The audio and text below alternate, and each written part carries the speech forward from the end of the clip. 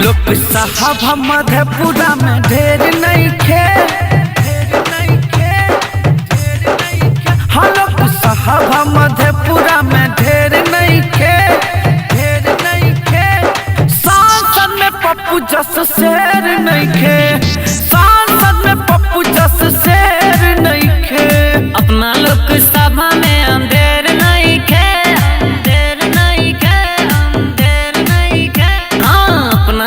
सभा में अंधेर नहीं खे। सांसद में पप्पू जस शेर नहीं खे। सांसद में पप्पू जस शेर नहीं खे।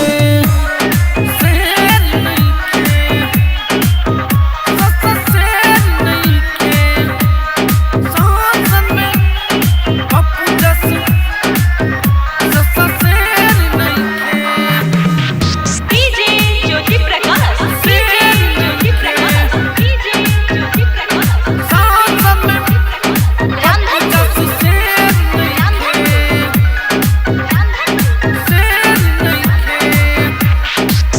लोक सभा में कहीं नेता नाम बाटे पप्पू घर घर के हो बेटा। घर के हो बेटा। घर के हो बेटा। हाँ यही लोक सभा में कहीं नेता नाम बाटे पप्पू घर घर के हो बेटा। घर के हो बेटा।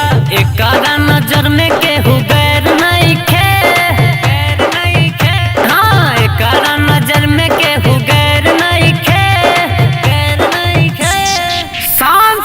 पप्पू जस शेर नहीं खे। सांसद में पप्पू जस शेर नहीं खे।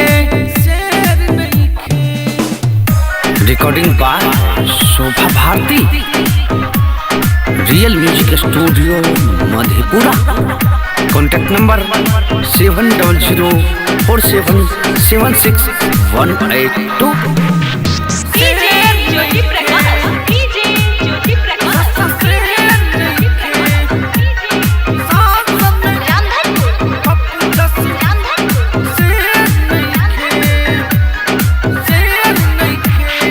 करेला सहारा जब होला कोनो झेल हो। एकरा आगे फेल बा कमनो भी जेल हो। कमनो भी जेल हो।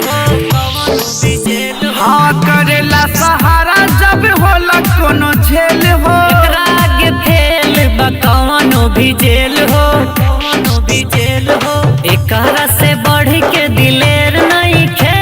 दिलेर नहीं खे। दिलेर नहीं खे।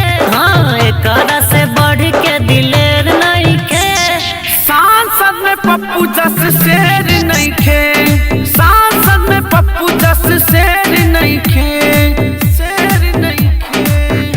इस गाने को सुनने के लिए YouTube पर सर्च करें रियल म्यूजिक स्टूडियो। सब्सक्राइब और बेल घंटी को दबाना न भूलें।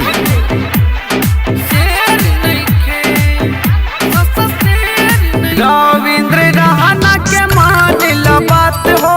इहो बेर दिहल जाई इनकर साथ हो। इनकर साथ हो। इनकर साथ हो। रविंद्र रहाना के मान बात हो। इहो बेर दिहल जाई इनकर साथ हो। इनकर साथ हो। कहे सोनू लाल पहली बेर नहीं खे। बेर नहीं खे।